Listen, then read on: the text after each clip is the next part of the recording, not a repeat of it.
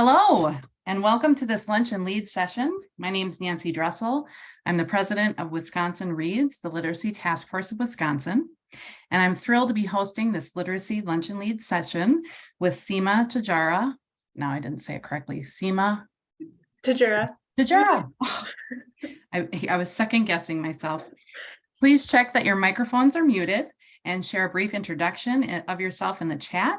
The chat will be monitored. We'll make an effort to address questions during the presentation as appropriate. And if they don't fit quite in, we will definitely address all the questions posted in the chat during the Q&A. These Literacy Lunch and Lead sessions are designed to connect you with literacy leaders to support your continuous learning about the implementation of evidence-based literacy practices, systems, and structures. Today, we're honored to have Seema with us. She has been an educator for over 12 years, serving as a chief academic officer and a reading director for various urban districts.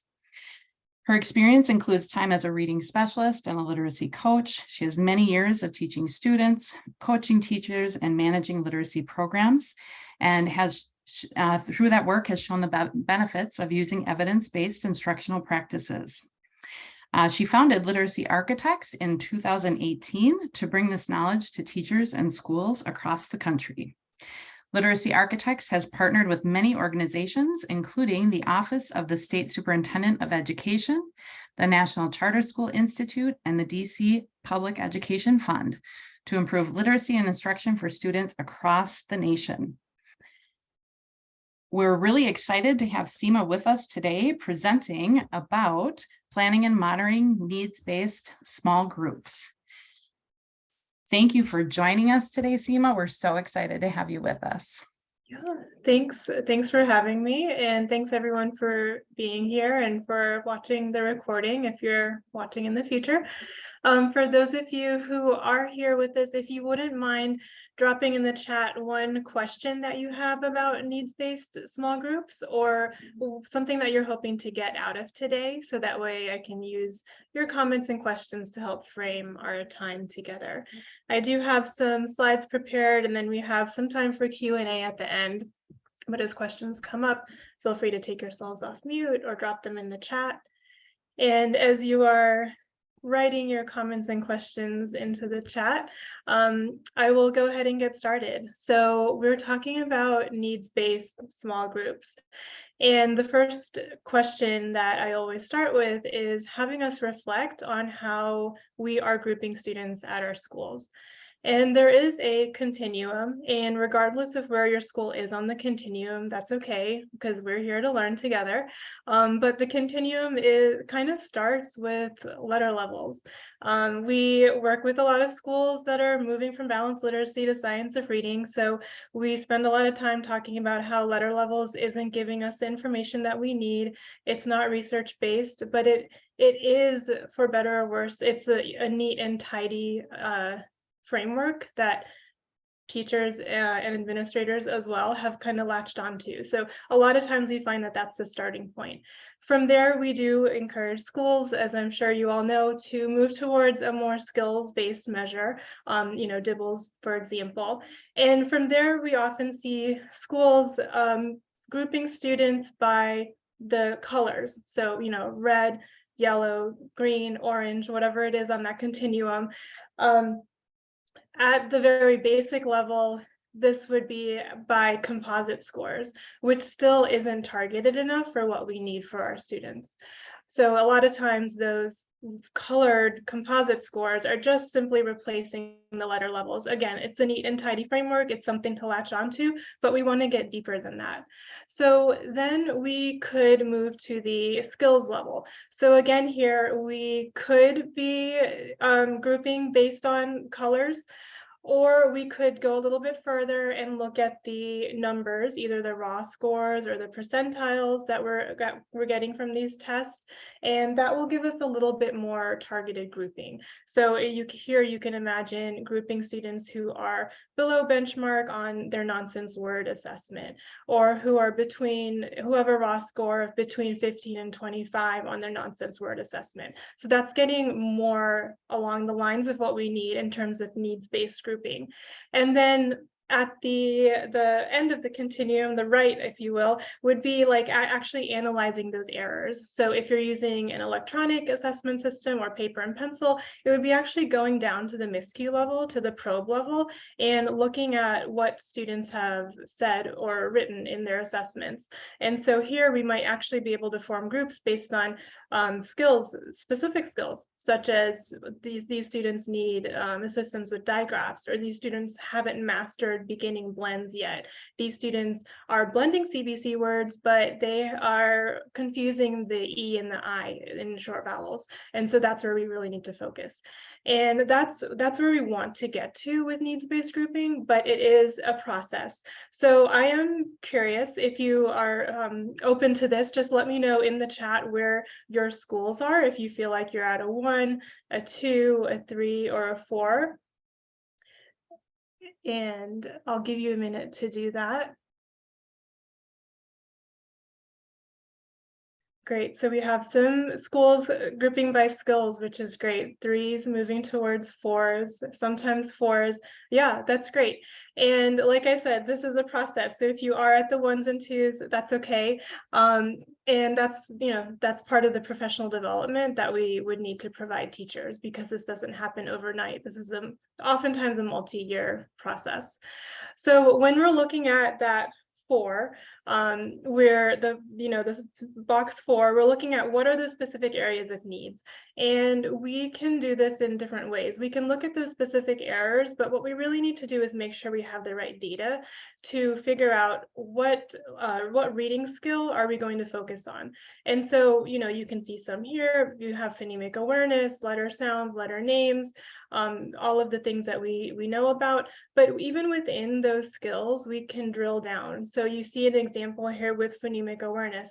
So if a student is low on their phonemic awareness assessment on their screener, then are they having difficulty with identification of phonemes? And if it is identification, is it the initial, final, or medial? And that could be your answer to a small group of students who just really need that targeted instruction on identifying and isolating that final phoneme in words. And you can do that for a few weeks, and then, flexible grouping, just move them around to another group and change the skill that they're working on. Or is it blending phonemes, 2 phonemes, 3 phonemes, 4 phoneme words, or segmenting? So we can kind of go down to different levels as we're talking about what the areas of needs are. Another thing to note when we're talking about data and when we're looking at this data is to determine how widespread an area of concern is. What we're looking at here is perhaps if 60 or 70% of students are showing a need with a specific skill. If you have nonsense word fluency, well below benchmark for 75% of your students, then you might want to take a step back and look at your tier 1 instruction and what adjustments might you want to make to tier 1 instruction to help your students there. When we're talking about tier 2 and tier 3, we're looking at the level of intensity, we're looking at changing the frequency of instruction, the format, the duration of instruction, but we can't intervene our way out of a tier 1 concern. And those tier 2 levers won't help us if we're trying to increase the intensity and frequency of instruction with the majority of our students. So let's look at some questions that we can ask our teachers in the planning process while we're looking at planning for needs-based groups. The first question holistically is, do we have the right data? So one question here, it's an easy one, is the data recent enough? So we're not going to be forming groups right now based on beginning of year benchmark data. At this point in the year, we would just want to wait another week or two and gather our MOI data, or we could use our progress monitoring data from before the break. The other question here is, do you have enough information to make those diagnostic decisions? So we are looking for those skills, right? Looking for the skills base, but we also want to get down to the error level. So we want to get down to the actual probe level and really just see, and I'll enlarge this on the next slide, but really just see, do we have all the information we need to really target instruction for our students? One thing that sometimes comes up here, especially with kindergarten, if kindergarten students, for example, are taking a letter naming fluency assessment or a rapid naming assessment, then that's not going to give us the information on whether they know all 52 forms of the uppercase and lowercase alphabet letters. So in that case, for example, we would then want to follow up with a letter naming survey and see exactly which letters it is that they don't know. So looking at, do you have the right data in front of you? Because we know that an assessment such as running records isn't going to give us the targeted data that we need. This is an example of what that right data could look like. We're going down to the probe level, down to the word level on this regular and non-word assessment. So what are some areas of instructional focus for this particular student? So we see here, we have the words here, and then on the right-hand side, we have total number correct. And then we can also see that the teacher has circled whether the words are read automatically or not. So just looking at this here, this does give me enough information to say that this student, we might want to start by focusing on these CCV words with blends or digraphs, because those are not yet automatic. They haven't internalized all of these phoneme grapheme relationships. And then we also see here that long vowels and R control vowels are not automatic. So we want to bring those into our small group instruction as well. One question at the school or systems level is to determine the staff that is available to lead your groups. So there's another lunch and lead on the YouTube channel by Brent Conway, and he talks a little bit of an anecdote about how in one of his first grade classrooms, they kind of flood the grade level with 7 adults during small group time. So you have the teachers, you have the paraprofessionals, you have the reading specialists, and they all go in, and there's so many adults in the room to really give those students the targeted instruction that they need.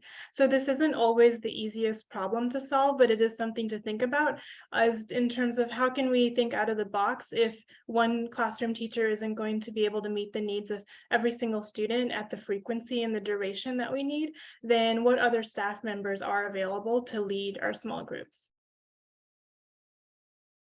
Another thing to think about here is to determine then the students in each small group. And here you would use that diagnostic data like we've been talking about.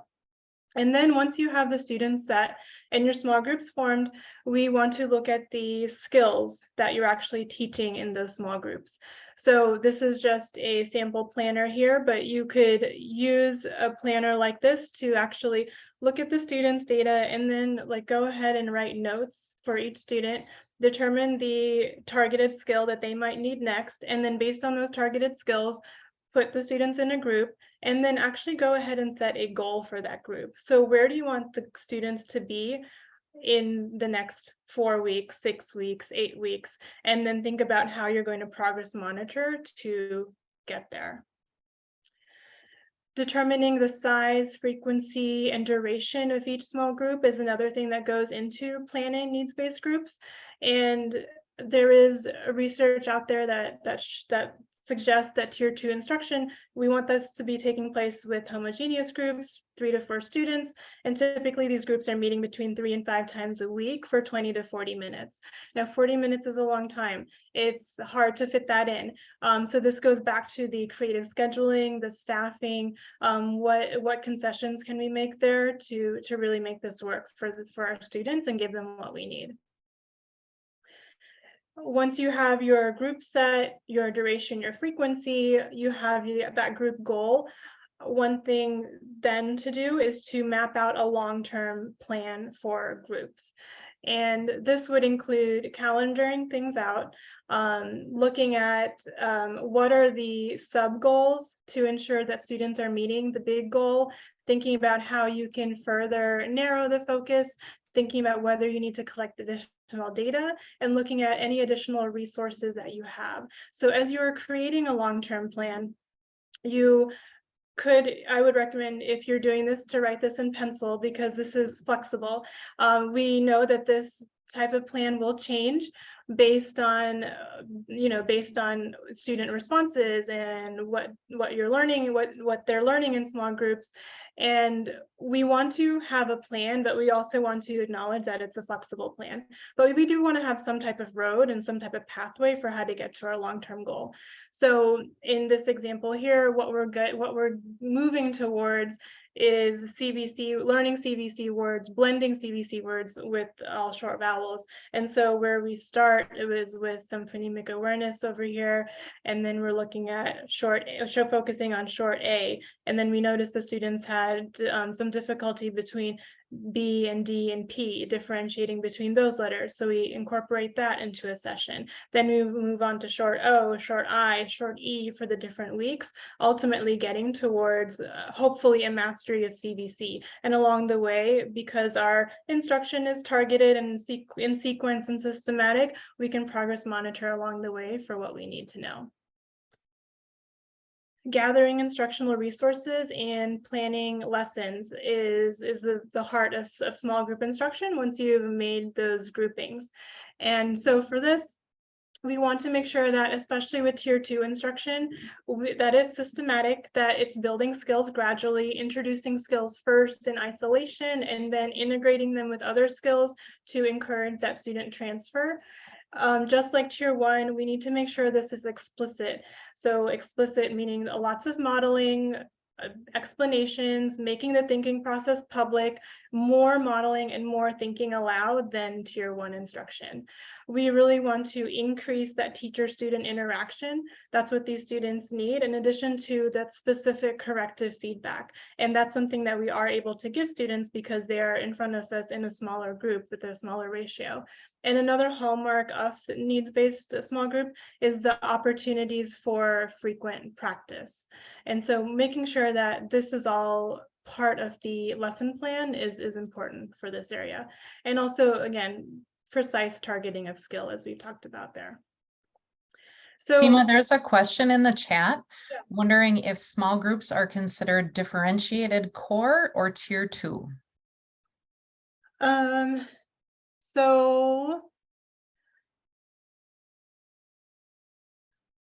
I'd say there's differing thoughts out there. So if we're thinking about tier 1 as standards-based core instruction, there could be a tier 2 program that goes hand in hand with that tier 1 that is more of a differentiated core, but really that differentiation should be occurring in tier 1 with the whole class. Tier 1 does include the whole class, but it includes differentiation as well. So tier 2, you're looking at more targeted. So it's the duration and frequency and intensity, but it's also like a more targeted addressing of skill. So I would say that when we're talking about needs-based small groups and looking at the data in this specific way and looking at the errors, we want to be thinking of it more as like a tier 2. But Meredith, feel free to rephrase or ask me again if I didn't answer your question. Okay, and another thing that we want to make sure that we're doing in tier 2, so we're looking at what students didn't master in tier 1. So if we have a tier 1 foundational reading curriculum and they haven't mastered blending CVC words, and that's something that we would want to focus on in our needs-based small groups, but we don't want to address it in the same way that we did in tier 1. This is where we could, because our students are in front of us, the ratio is smaller, we can add in additional scaffolds as needed.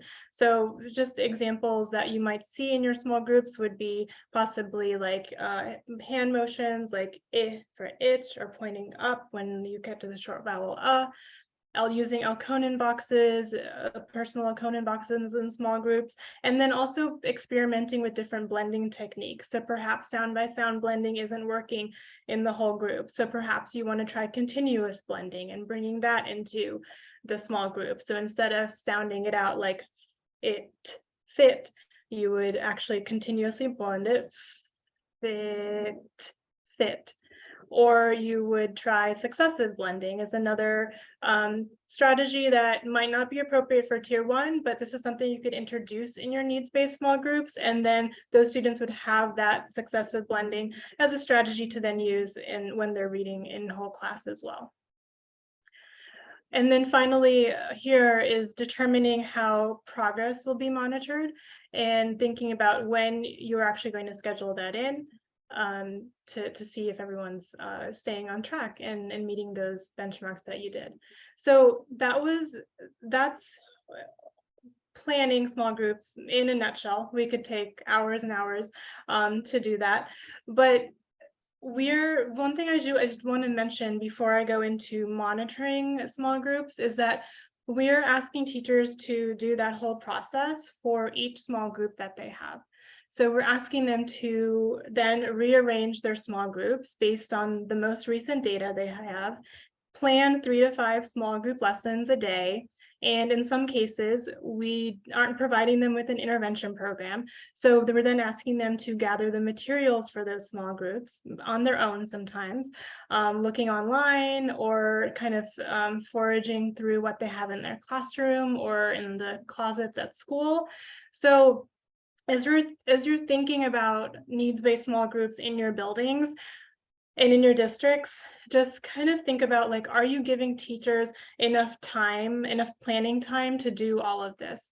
Do they have the materials that they need? Do they have the time that they need? Have they received the PD that they need to do this appropriately? Do they have PD on error analysis? When the new assessment was rolled out to replace your running records, what type of PD did they receive? Was it just on administration, or was it analysis? If it was analysis, was it just using the electronic system, or did you actually go down to the error level, to the probe level, and look at what all of those errors meant and how they would then inform instruction? And then do they understand how to plan a tier 2 lesson that includes more modeling, how to do that, and what the error correction and error handling process is? So these are a lot of really like specialized reading knowledge tidbits that we are expecting teachers to be proficient in. And without the appropriate PD or without the appropriate time or resources, we're not setting them up for success. And I would also say that as leaders, kind of make sure that you have the knowledge you need too. And that's what I wanted to talk a little bit about here around monitoring small groups. So as the school or district leaders, thinking about how are you going to oversee this in your buildings. So of course, there are data meetings, which I'm sure all of you do. But what exactly is the focus of those data meetings? Are we getting past the composite score? Are we going down to the skill score? Are we going down to the probe level? And what exactly is the outcome of those meetings? And what type of information are you collecting from your teachers? Are you collecting written information? Are you collecting their group goals or their student groupings?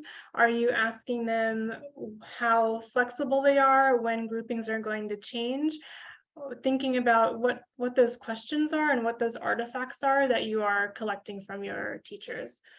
And then looking at walkthroughs. So if you are doing walkthroughs during small group time, then what does that look like? Are you looking at just one small group per classroom and then moving on? Or are you staying there for an extended amount of time and looking at the sequence, like 3 or 4 different groups in a classroom?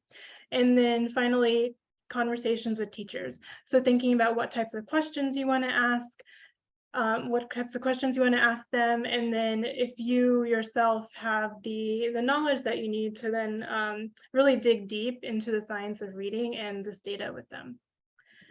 So a question here that I'd love your thoughts on in the chat, or if you want to take yourself off mute, feel free. If you were to observe a 10-minute lesson of a student trying to blend 3 phoneme words by tapping the sounds out, but they have little success with it. So how would you follow up? What questions might you ask after this observation? Or what resources do you think might be needed to better this instruction or to better this lesson for next time?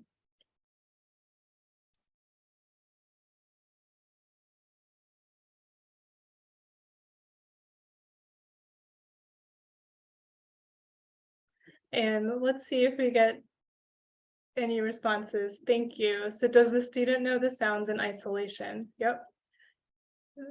That's exactly where I would go as a reading specialist. I would ask that. Any other thoughts?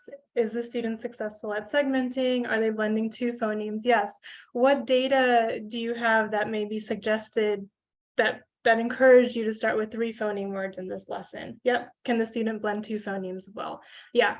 Yeah, this is great. So I think we're on the right track. So yeah, what data did you use to plan this lesson? What data suggested that this was the right next step for the student? What other strategies have you tried with the student? Have you tried different types of blending? Have you tried, what different scaffolds have you tried with the student? What might we use to, what might we use to increase the scaffolds? Yep, great. And then another one here. So this is, now you're actually on a walkthrough again, and you spend 30 minutes in a classroom during needs-based small group time. And now you realize that the same lesson plan has been used for 3 small groups. So how would you follow up? What questions would you ask to gather more information?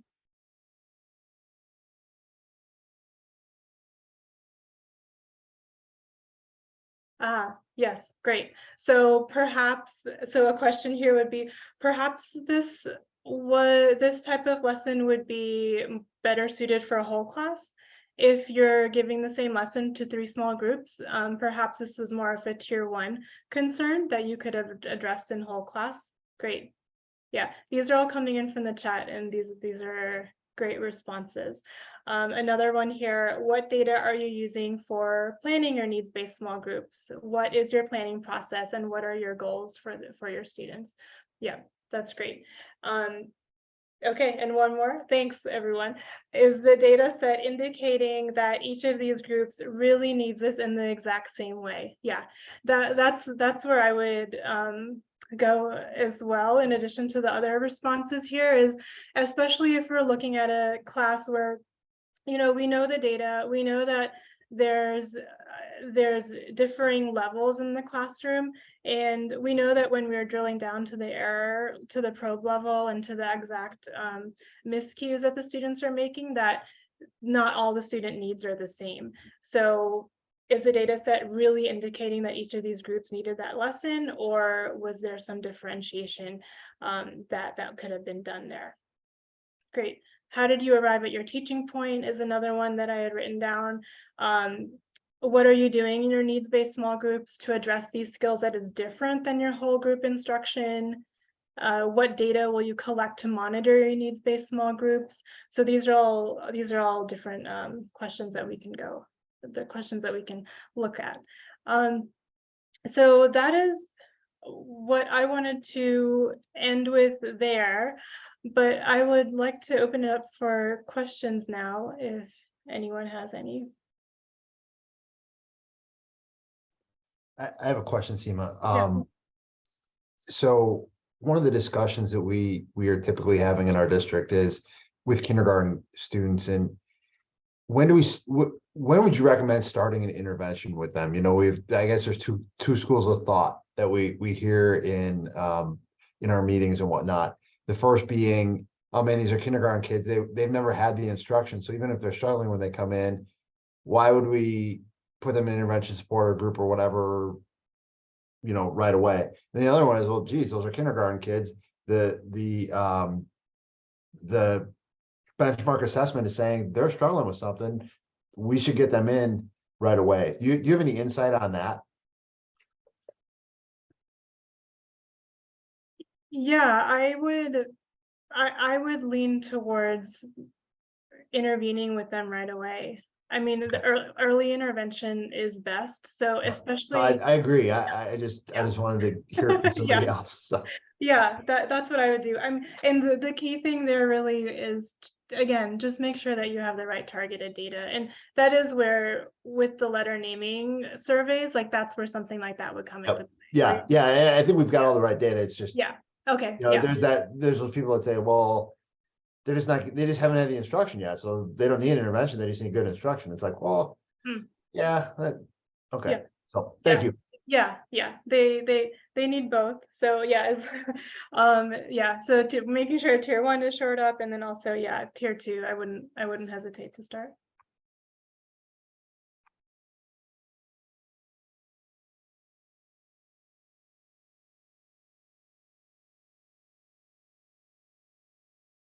Seema, do you have any suggestions for how to shift the culture around grouping students?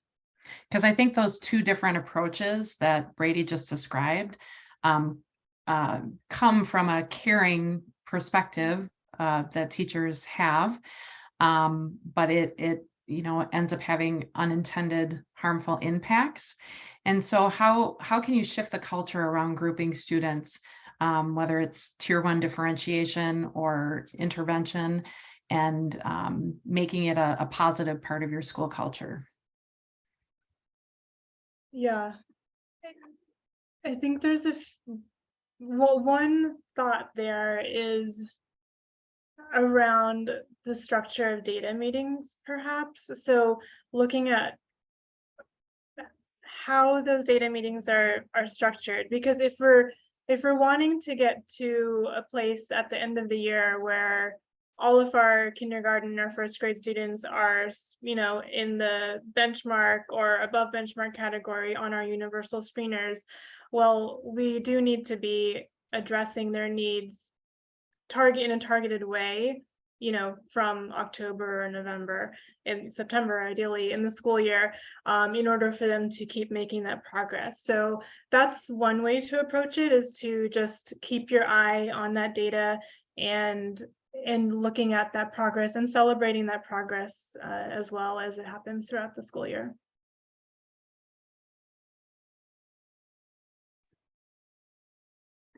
Feeding off of your answer, when do you recommend getting small groups started by within the school year? So in our literacy workstation professional development, we suggest having groups up and running around like the 3rd or 4th week of school. And before that, so before the benchmark data is in, we could have like a few workstations and in small groups. We didn't even talk about workstations today, but what are the other students doing while you're doing needs-based small group instruction? But at first, before you're beginning, if your benchmark data comes in, those groups and those workstations are not going to be very targeted because you don't have what you need. But it's getting students in the habit of doing independent work if you're doing that, and also just meeting with the teacher, and it's giving the teacher a time to then do those assessments as well. And then once you start to gather that targeted data, I'd say just keep the flexible grouping. So rearrange your groups as you start to gather data, and then you'll already have the routines down, but the only thing that will change then is the structure of your group. And do you have any suggestions for students who are returning to be able to use their data from that previous spring to, launch into targeted instruction right away in the fall? Yeah, we would recommend, you use that end of year data to form your initial groups, and then use that as the basis, and then start collecting data as soon as you can. And then as you get the new data, then sub in and sub out students, depending on their progress over the summer. There's one other question in the chat, actually 2 of them. One is, what is the data you're using for planning? What is your planning process, and what are your goals? Oh, that might have been questions. The next one is, in addition to screening data, do you have any particular recommendations on probe or diagnostic assessments? I usually recommend DIBELS. It's so widely available, and that's the one I would recommend for screener data. And then, once students are at a certain level on DIBELS, I think you would have collected enough data to go back and do some robust error analysis. So, if they're scoring 0 or 1 or 2, if that's their raw score on NWF, you don't have enough data there to actually see what some of the issues are. But if they are, higher than that, like 7, 8, 9, 10, then you can go back and actually see, their blending patterns. Are they struggling with continuous or stop sounds, or these particular short vowels? We do have a decoding survey as well. Really Great Reading has one as well, and those are more, ours are more, both theirs and ours are untimed, and so you can get more data with it. It's not a fluency measure.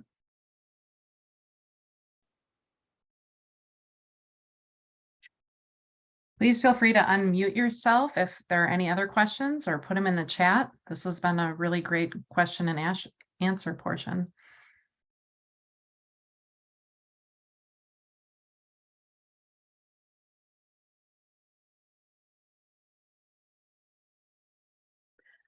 Oh, I can drop the link into the chat. So we do have a structured literacy lesson plan template. It's a free download. So I'll include it in the chat here, and then I'll also give you the link, Nancy, to include in the YouTube. Thank you.